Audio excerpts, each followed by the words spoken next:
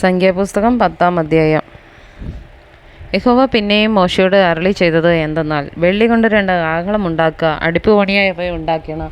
അവ നിനക്ക് സഭയെ വിളിച്ചു കൂട്ടുവാനും പാളയത്തെ പുറപ്പെടുവിപ്പാനും ഉതകണം. അവ ഊതുമ്പോൾ സഭ മുഴുവനും സമാഗമന കൂടാരത്തിൻ്റെ വാതിൽക്കൽ നിന്റെ അടുക്കൽ കൂടേണം. 1 കാഹളം മാത്രം ഊതിയാൽ ഇസ്രായേലിൻ്റെ സഹസ്രാധിപന്മാരായ പ്രഭുക്കന്മാർ നിന്റെ അടുക്കൽ കൂടേണം. ഗംഭീരധ്വനി ഊതുമ്പോൾ കിഴക്കേ പാളയങ്ങൾ യാത്ര പുറപ്പെടേണം. 2-ാം പ്രാവശ്യം ഗംഭീരധ്വനി ഊതുമ്പോൾ തെക്കേ പാളയങ്ങൾ യാത്ര പുറപ്പെടേണം.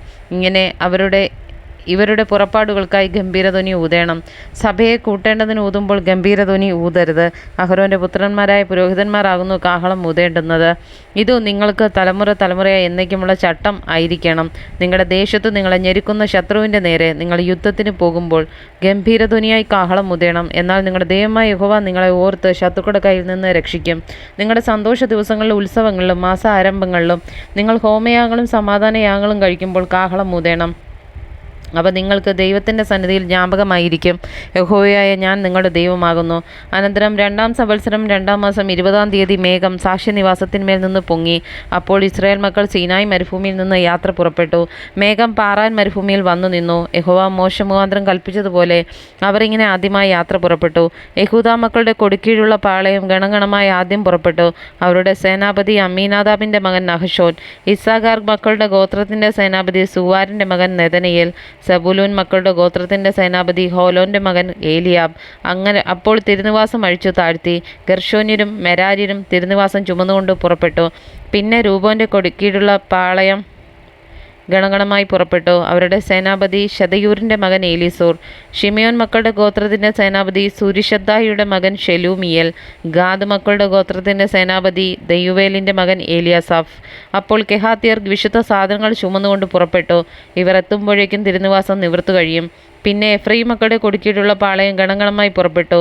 അവരുടെ സേനാപതി അമ്മീഹൂദിൻ്റെ മകൻ എലീഷാമ. മനശ്ശെ മക്കളുടെ ഗോത്രത്തിൻ്റെ സേനാപതി പെദാസൂരിൻ്റെ മകൻ ഗമലിയേൽ.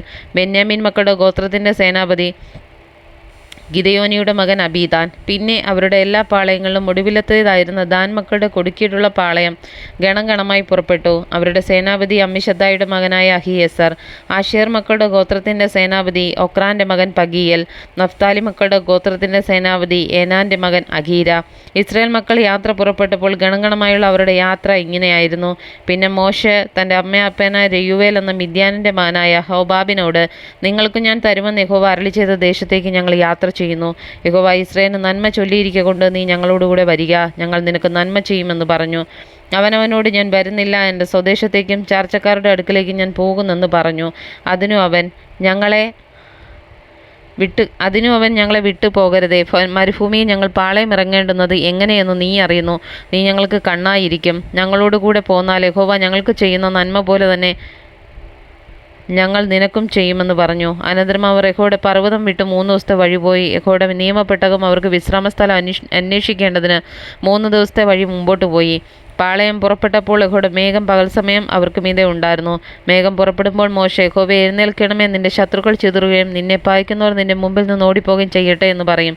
അത് വിശ്രമിക്കുമ്പോൾ അവൻ, യഹോവേ, അനേകായിരമായ ഇസ്രായേലിൻ്റെ അടുക്കൽ മടങ്ങി വരേണമേ എന്നും പറയും.